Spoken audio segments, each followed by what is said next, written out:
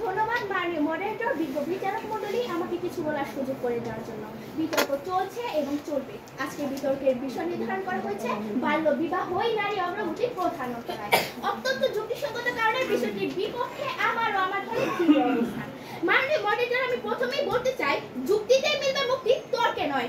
মাননীয় মডারেটর, আমি আমার প্রতিপক্ষ বন্ধুদের বক্তব্যের সাথে একমত নই, কারণ বাল্য বিবাহ নারী অগ্রগতির প্রধান অন্তরায় নয়, বরং এটি একটি সামাজিক ব্যাধি। শুধুমাত্র বাল্য বিবাহ নারী অগ্রগতির প্রধান অন্তরায় হতে পারে না। পারিবারিক অসচেতনতা, দারিদ্রতা, ইচ্ছা শক্তির অভাবই নারীদের অগ্রগতির প্রধান অন্তরায়। মাননীয় মডারেটর, একটু লক্ষ্য করুন, একজন সচেতন মানুষ কখনো জেনে শুনে বিশদ সাবযুক্ত কূপে ছাপ দিবে না।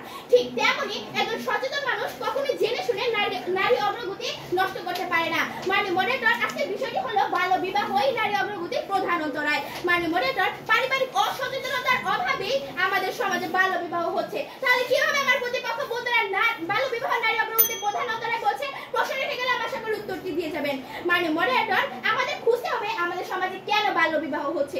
আমাদের সমাজে বাল্য বিবাহের একটি অন্যতম অন্তরায় হচ্ছে দারিদ্রতা। পরিবারের মেয়ে শিশুরা বাংলাদেশের দারিদ্রের কারণে পরিবারের মেয়ে শিশুরা বেশি ঝুঁকিতে থাকে। ইউনিসেফের শিশু ও নারী বিষয়ক অধিদপ্তরের এক প্রতিবেদনে বলা হয়, দারিদ্রের কারণে প্রায় 60 থেকে 70% মেয়ে শিশু বাল্য বিবাহের শিকার হয়। মাননীয় মডারেটর, একটু লক্ষ্য করুন, ইউনিসেফের শিশু নারী বিষয়ক প্রতিবেদনে আরো বলা হয়, একটি পরিবার বা সমাজ যখন দারিদ্রের শিকার হয় তখন নারীরা অধিকাংশ সময় অগ্রাধিকার পায়, তাদের শিক্ষার সুযোগ সীমিত দেওয়া হয়। মাননীয় মডারেটর, লক্ষ্য করুন, যেখানে একজন বাবা দারিদ্রের কাছে হেরে যায়, সেখানে দাঁড়িয়ে সে কিভাবে নিজের মেয়ের অগ্রগতি চিন্তা করতে পারে? এই প্রশ্ন রেখে গেলে প্রতিপক্ষ বন্ধুদের কাছে আশা করি উত্তর দিয়ে যাবেন। মাননীয় মডারেটর, প্রত্যেকটি বাবাই চায় তার সন্তানের অগ্রগতি, কোনো বাবাই চায় না তার মেয়ের অগ্রগতি থেমে থাকুক। মাননীয় মডারেটর, একটি বাবা যখন পরিবারের নেতৃপণ্যের বোঝা টানতে টানতে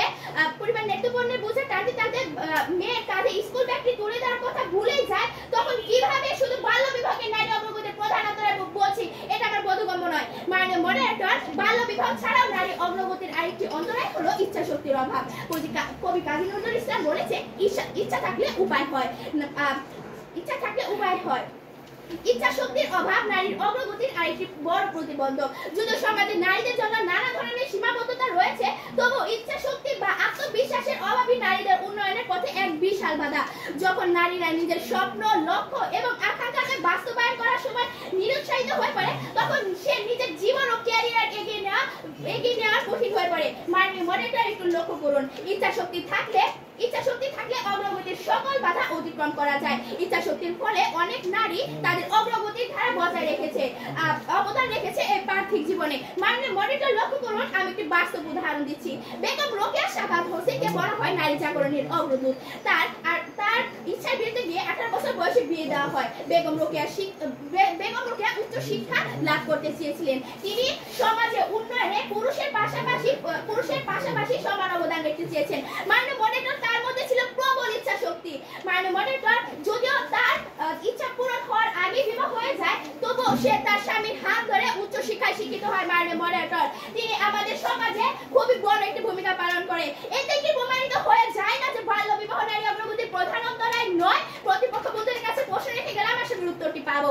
মাননীয় মডারেটর, লক্ষ্য করুন, আমাদের সমাজে নারীদের বাল্য বিবাহ হওয়ার পরও তারা মাধ্যমিক ও উচ্চ মাধ্যমিক শিক্ষা অর্জন করার জন্য স্কুল ও কলেজে ভর্তি হচ্ছে। বেশিরভাগ নারীরা পুরুষের পাশাপাশি কর্মজীবনে অবদান রাখছে। মাননীয় মডারেটর, বাবার দারিদ্রতার জন্য অনেক মেয়ের উচ্চতর ডিগ্রি সম্ভব হয়ে ওঠে না, বরং স্বামীর অবদানে সে নিজে উচ্চ শিক্ষা সম্ভব করছে।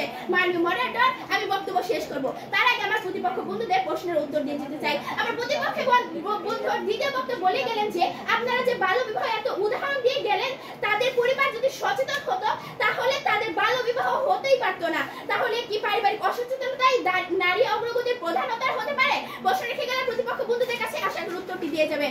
মাননীয় মডারেটর, আমার প্রতিপক্ষ দলের প্রথম বক্তব্য বলে গেলে শিক্ষিত মাই শিক্ষিত জাতি তৈরি করতে পারে। মাননীয় মডারেটর, এখানে আমি একটি বাস্তব উদাহরণ দিচ্ছি। ধামরাই উপজেলার সোয়াপুর ইউনিয়নের সোয়াপুর গ্রামের একজন ব্যক্তি, যার নাম ডক্টর মধুসূদন মালক। তিনি এখন হার্ভার্ড বিশ্ববিদ্যালয়ের অধ্যাপক। তিনি ডায়াবেটিসের ওষুধ আবিষ্কারের জন্য গবেষণা করেছেন। তার মা ছিল তার খেলার সঙ্গী।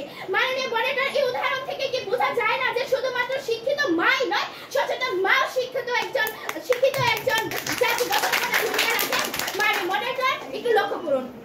আমার প্রতিপক্ষ বন্ধুরা বলে গেলেন বাল্য বিবাহের কারণে নারী তার অগ্রগতিতে নিশ্চিত করতে পারছে না। তার পরিপ্রেক্ষিতে আমি বলতে চাই বেগম রোকেয়া সাখাওয়াত হোসেনের কথা, বাল্য বিবাহ হয়েছিল তার। তাহলে তিনি কিভাবে নারী অগ্রগতির ভূমিকা রেখেছেন? প্রশ্ন রেখে প্রতিপক্ষ